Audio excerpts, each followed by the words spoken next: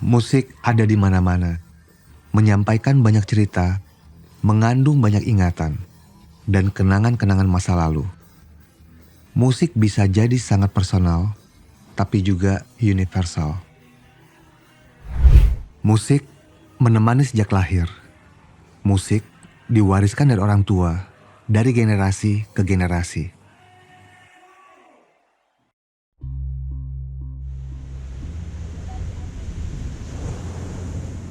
Di Indonesia sendiri, musik kabarnya sudah ada sejak abad ketiga atau II sebelum Masehi. Musik tradisi dulunya diiringi oleh alat-alat yang sangat sederhana, seperti alat musik dari anggota tubuh, semacam tepuk tangan dan hentakan kaki, atau alat-alat yang dibuat seperti idiofon, membranofon, aerofon, dan kordofon.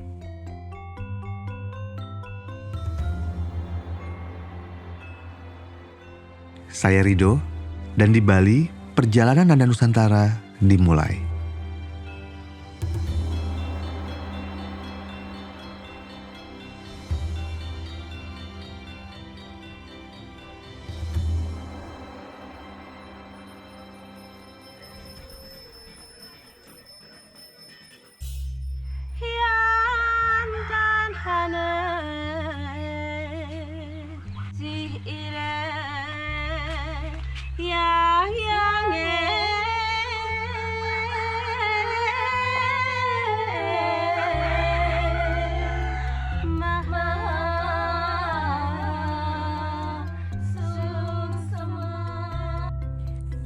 Kedekatan orang Bali dengan seni didasari oleh 3 prinsip kehidupan.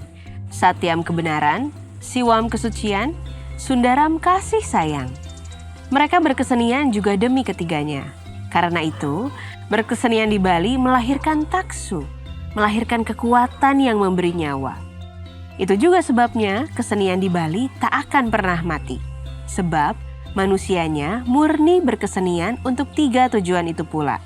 Kebenaran, kesucian, dan keindahan yang menuntun ke arah kebahagiaan tertinggi.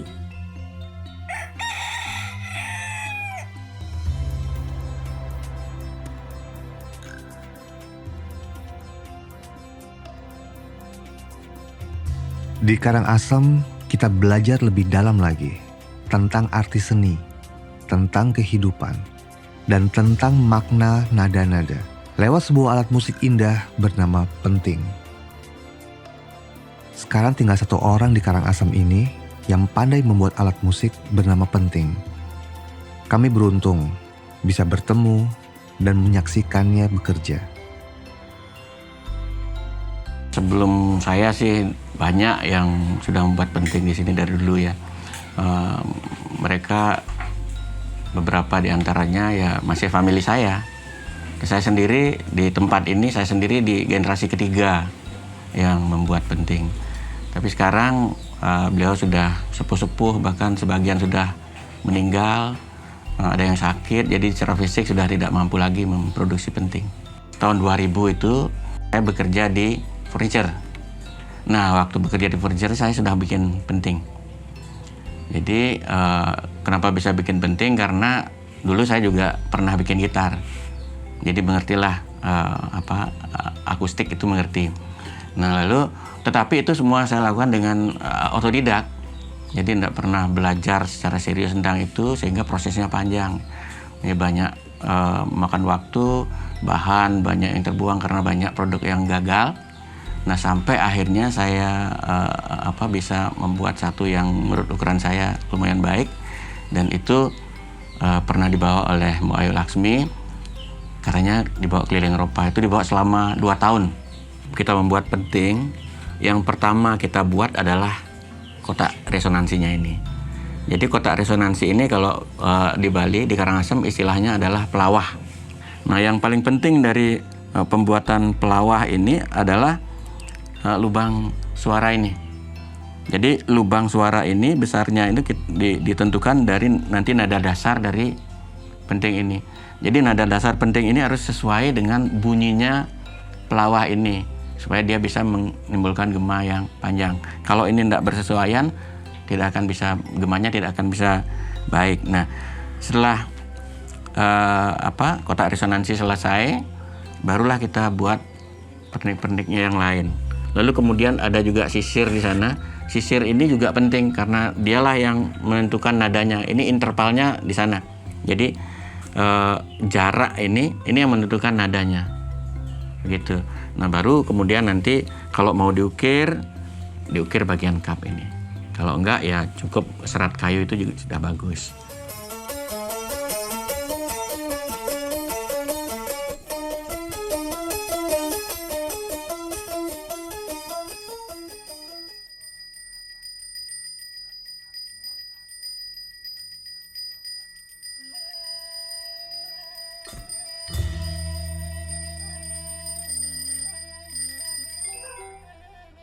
Melas dan pas.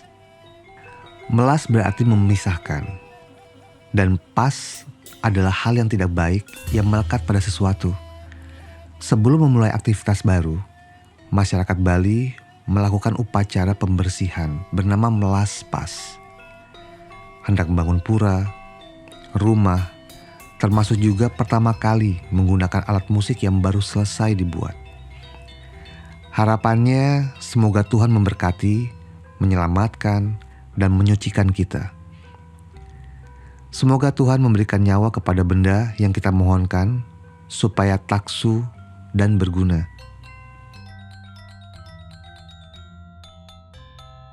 Pada umumnya tuh yang saya pernah baca dan ketahui dari Prakempa itu ya 4 poin kehidupan itu, di mana kami dengan musik itu nggak bisa dipisahkan. Terutama adat, budaya, agama kami juga Hindu ya, hubungan dengan musik sangat erat gitu lah. Bahwa Kerajaan Karangasem dari mulai tahun 1650-an itu kita mulai beberapa raja silih ganti memerintah gitu kan, sampailah pada saat di mana salah satu raja yang sangat piawai dalam berdiplomasi gitu ya. Diplomasi dalam artian punya hubungan networking yang sangat luas gitu ya. Kebetulan saat itu mulailah dibangun ini nih, yang namanya Puri Maskerdam. Saat itu banyak pendatang-pendatang atau pedagang-pedagang Cina yang berada rantau di Bali, makanya mereka diberi konsesi untuk berbisnis atau berdagang apa itu. Terus ditanya keahliannya itu apa. Kebetulan leluhur kami ini Raja Terakhir Karangasem otodidak seorang arsitektur gitu. Makanya bangunan-bangunan di sini terutama di Puri Agung Maskerdam ya, sebagian di Taman Ujung Sukesade itu ada juga bangunan yang campuran mix antara budaya Eropa, Bali dan Cina itu. Nah, disitulah beliau ini akulturasi budaya terjadi. Cina dicampur Bali gitu kan. Jadilah nih Bali Maskerdam ini. Sangat berbeda dengan bangunan-bangunan Bali pada umumnya gitu loh. Di situ tidak hanya terjadi akulturasi budaya dari sisi bangunan aja, termasuk juga musik juga nanti juga ada juga di situ. Kalau istilahnya di Bali itu di Bencingah Puri. Jadi di Banjar Kodok tadi, di sanalah komunitas Cina itu diberikan tempat tadi seperti yang sudah disampaikan. Nah, alat musik penting ini pertama kali berkembangnya di situ.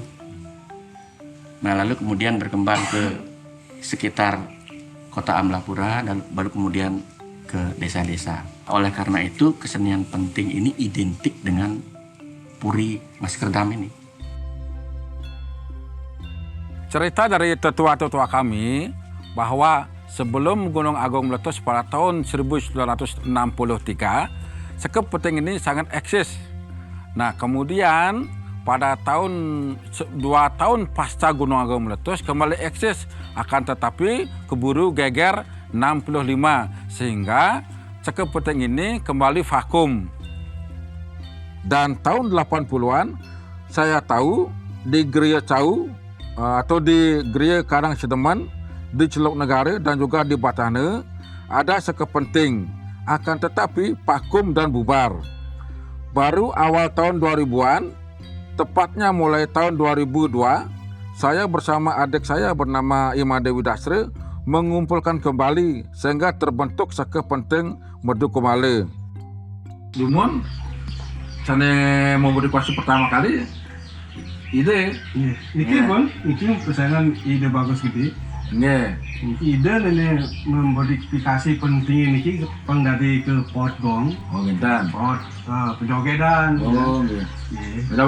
Awak nika apa dagang milu ngarapin niki kan? Waktu memodifikasi niki. Ampun ngenten pot modifikasi, mari kakek dia bareng ngainin gitu. Oh, ngenten. Iya dong, itu ketika dia masuk ke dinas kebudayaan Nggih. tahun 2018. Nggih. 2018 wenten kegiatan pengusulan warisan budaya tak benda Indonesia. Nggih. Itu yang diusulkan itu wenten budaya sakral, wenten kesenian sakral, kesenian langka, kayak gitu. Terus karena dia nawang dari situasi ini penting ya cekepung kan itu penting ya cekepung. Dereng masuk warisan budaya tak benda Indonesia, ya. Tapi malah niki penyebaran niki ampun di dikomersilkan niki, intinya pun pakai madep keluar. Dia yang takutkan nanti wenten pengakuan dari pihak luar gitu. Makanya dia yang berusaha mengusulkan penting niki menjadi warisan budaya tak benda Indonesia. Di Karangasem. Ternyata lancar luar gini nih ke, lulus, Betul. sampai sampun sertifikat sudah dipegang.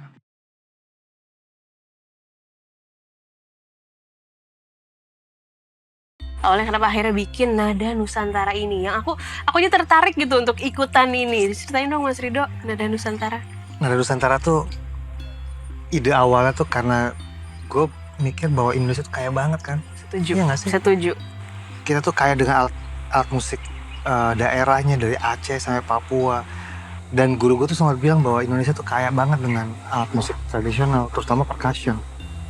Kayak sekarang tuh banyak anak muda yang sebenarnya nggak ada wadahnya untuk pengen belajar musik tradisional Indonesia tuh ada apa aja sih, dan kalau ada tuh pengen belajar tapi alatnya di mana aku bisa dapatnya. Benar. Tapi kalau dari sini kita bikin videonya, akhirnya dia teman-teman jadi lebih aware sama ternyata ada alat musik ini loh. Ternyata Benar. kalau di Karangasem ini ada apa tuh Mas Rido? Ada penting. Apa yang penting? Alat musik namanya penting. Penting. Alat musik namanya penting. Iya penting. Benar-benar namanya penting ya. Penting. Jadi setelah di riset di Bali itu bukan cuma gamelan ataupun ada nolin, ada juga yang namanya gendang, tapi ada yang namanya penting. Wah, kalau bukan karena Mas Rido dan Nada Nusantara, aku kayak nggak tahu. Jujur aku baru tahu ada yang namanya alat musik penting ini. Sama. Dan Gue juga baru tahu. ternyata lebih kaya lagi, banyak For ini aja sure. kekayaan yang masih terselubung dan harus Asli. kita kasih tahu nih ke teman-teman.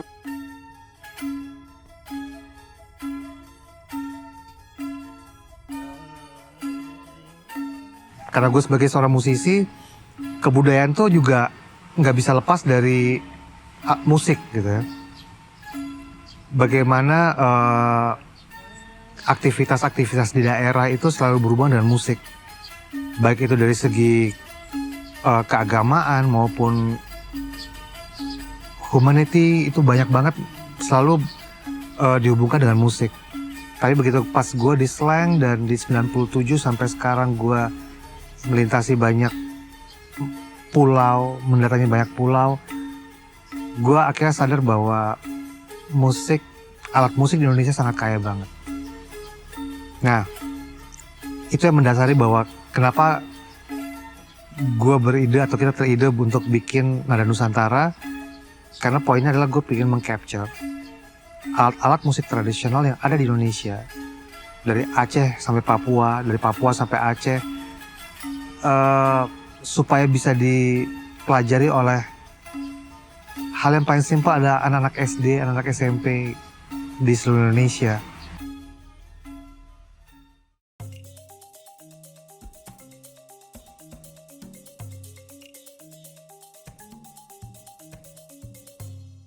Baru tahu sebenarnya bahwa ada alat musik penting yang cara bermainnya itu flip-nya, terus dipetik mainnya duduk. Ya. Berdiri nggak mungkin. Wah. Agak susah. Susah ya. Agak susah. Kalau pakai step mungkin nggak? Mungkin, tapi kadang-kadang goyang. Oh. Pas kita main goyang. Makanya ini kan sesuatu yang Posisi stabil. duduknya Iya. juga Iya. spesifik. Nah, kayak gini. Nah, Nah, Terus ya, kayak ini gimana? ini salah ini. Gimana Gom? nah. Ini duduknya apa?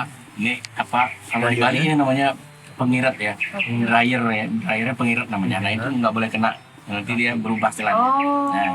Kalau di gini. Ya. Jadi duduknya juga mesti sila gitu ya, Iya. Bang, ya? Iya.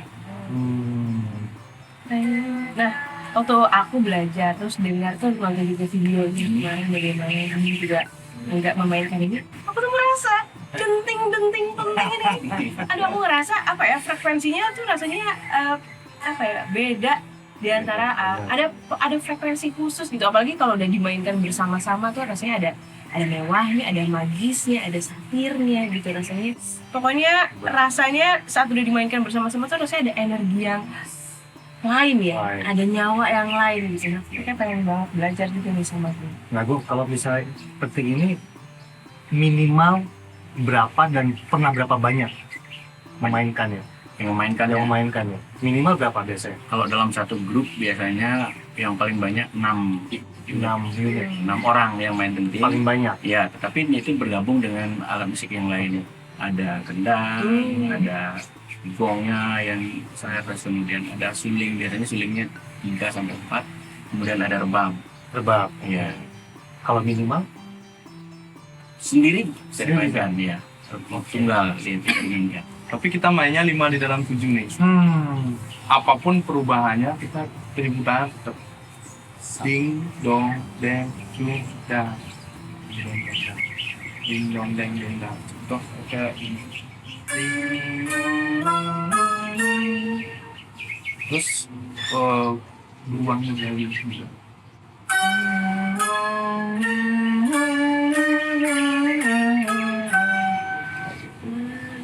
Terus bisa berubah kembali.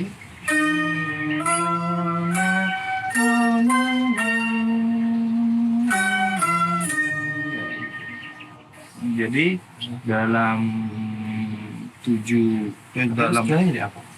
Tetap tetap kita sebut pelok, cuman mood nadanya yang berubah. Di dalam gamelan Bali ada namanya Pulau Samse, ini dualisme yang berbeda. Ketika disatukan menjadi sebuah harmoni.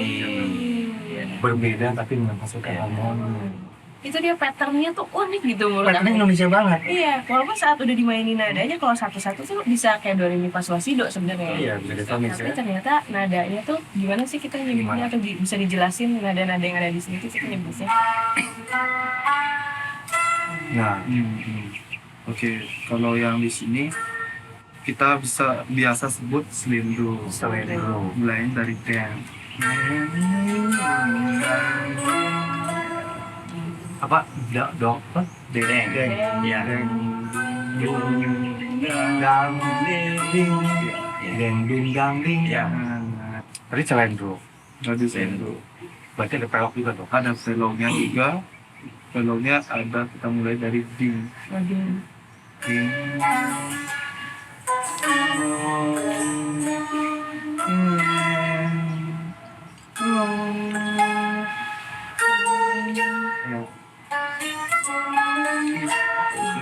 Ada pokoknya.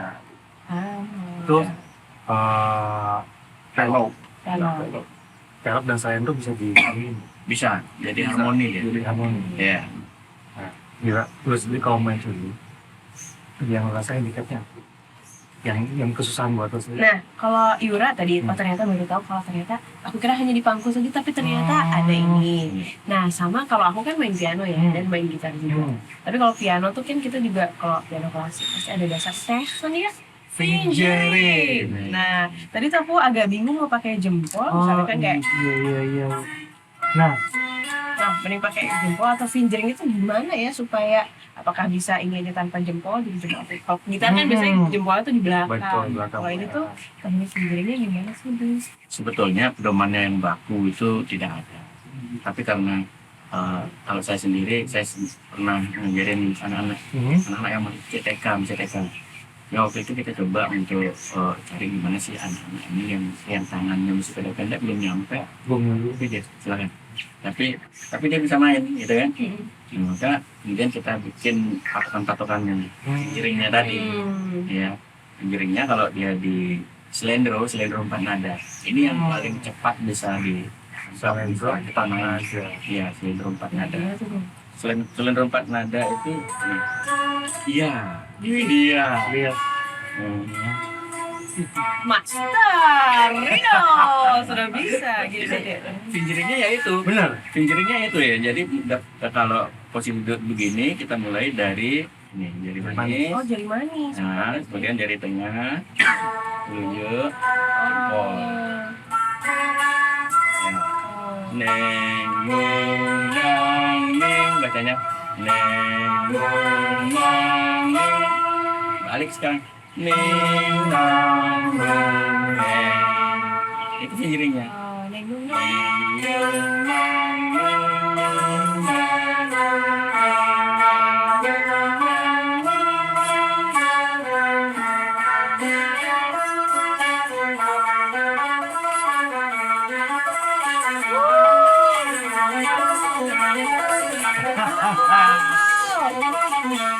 Ya, Kalau pel berarti beda lagi posisinya. beda. Beda lagi. Kalau pel gimana? Ya. Kalau kayak namanya Gimana? kalau biasa aku ini.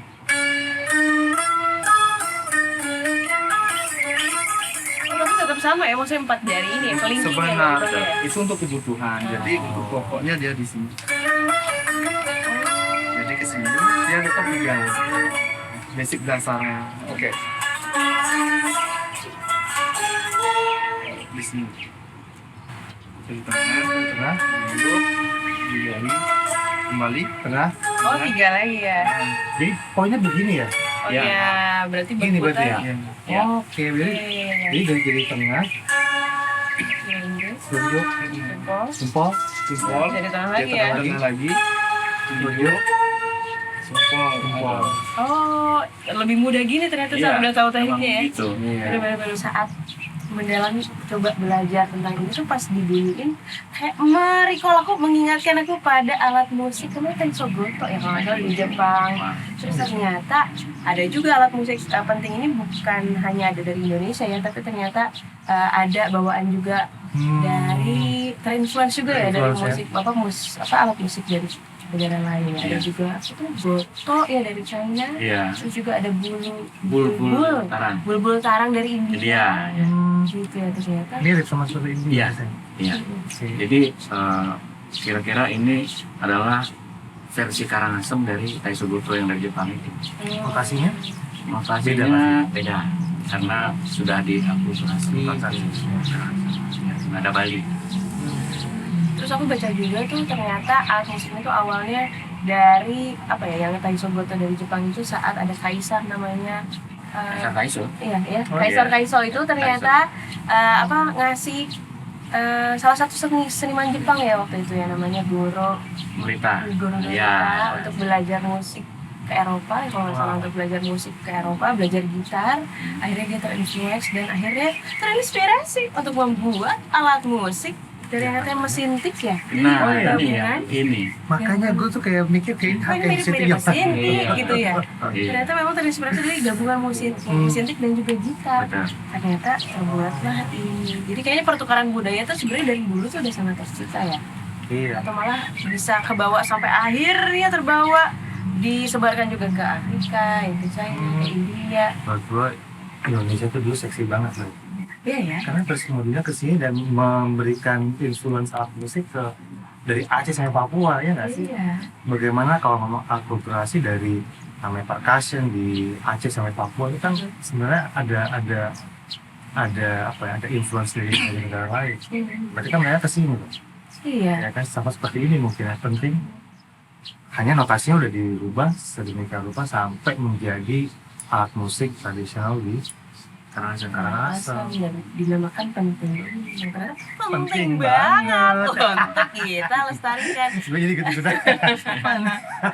Coba aku tuh nggak sabar karena aku tuh pengen ya bukan hanya kita ngobrol ini tapi juga gimana kalau misalnya kita bikin kolaborasi, bikin lagu. Wow. Coba dari gayanya Mas Rido, gayanya Yura, gayanya alat musik penting ini menjadi satu. Gimana tuh? Gimana kalau kita kolaborasi, Gung? Bikin lagu. Gimana lo? Wih. Kita coba bikin Pasti ya. menarik Coba ya. sekali. Tapi sebelum kita sana kita mesti coba dulu, Bu. Coba dong. Ajarin kita dulu yang paling simple yang akhirnya kita bisa main berempat. Oke. Kita main di Selendro 4 nada ya. Salendro 4 4 nada. nada. Oke, Saya jadi- cobain dulu ya. Hmm.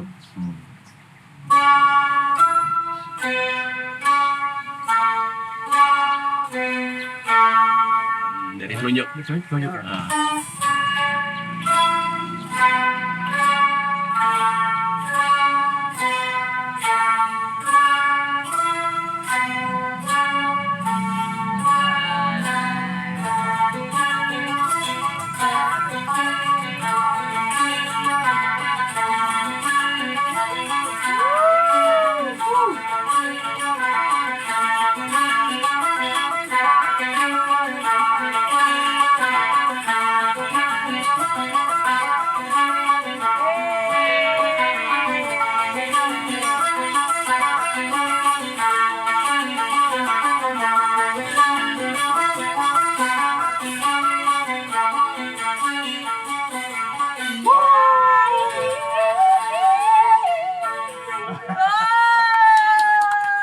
Seru banget.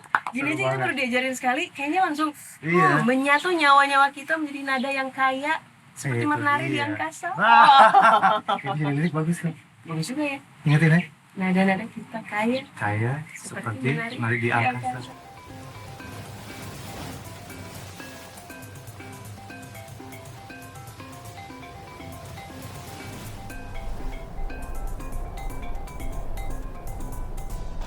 Ya lah kan dikit aja.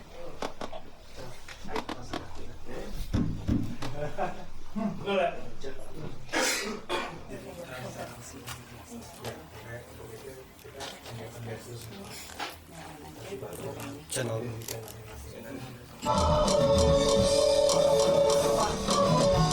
Dia ada dia ada jedanya ada dikit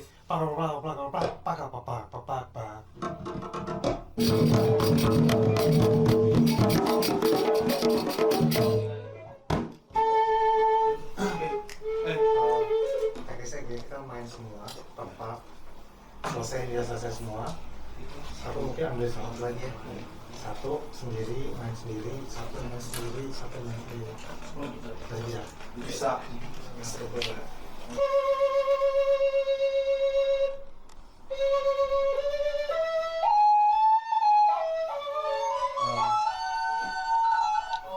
Soalnya gini, kan tapi lupa aku matiin dulu kan. Matiin dulu, kopi matiin dulu. Iya, matiin dulu.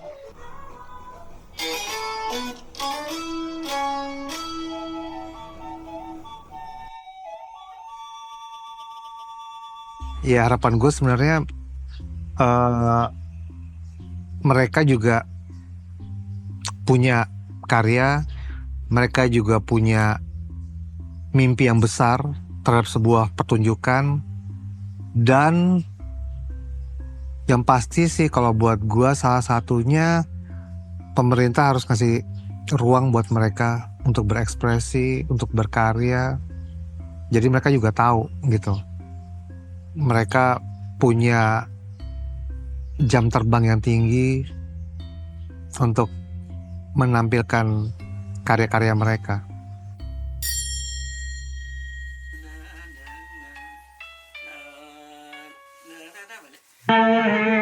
Nah, kalau aslinya gini. Neng nang dong neng neng neng neng neng neng dong neng. Aslinya begitu. Nah, sekarang coba kalau mau di apa di mod Kayak di belakang masih ada Oh iya. sindiran-sindiran yang berkata dan kosong berkembang. Dan feeling ada kayak tapi posisinya tuh membuat gaya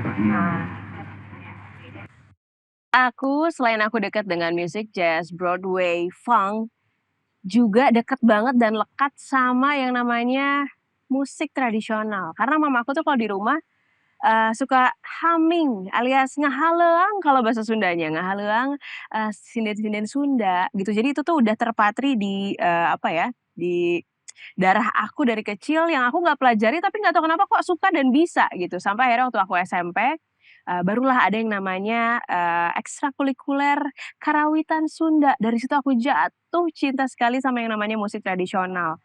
Singkat cerita waktu itu akhirnya aku punya kesempatan bikin album pertama, aku bikin lagu Kataji, bahannya bahasa Sunda tapi musiknya musik Broadway.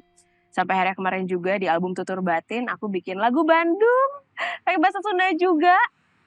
Dan musiknya juga tradisional Sunda.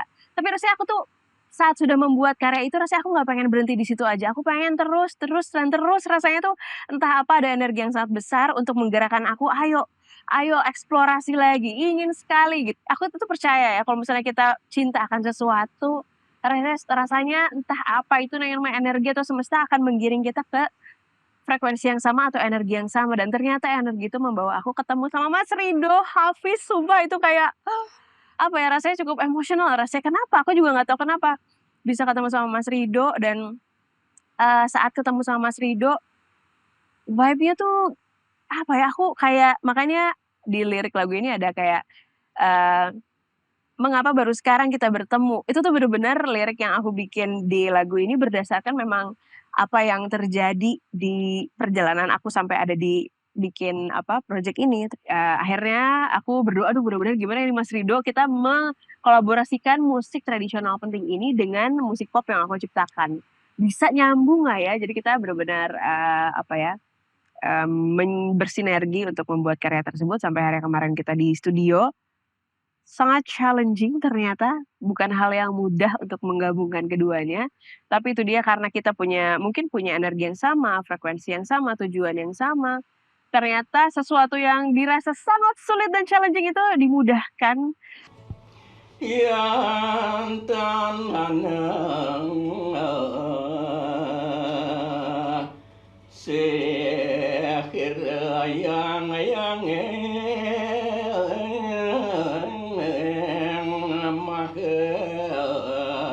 masuk semua yang tanhana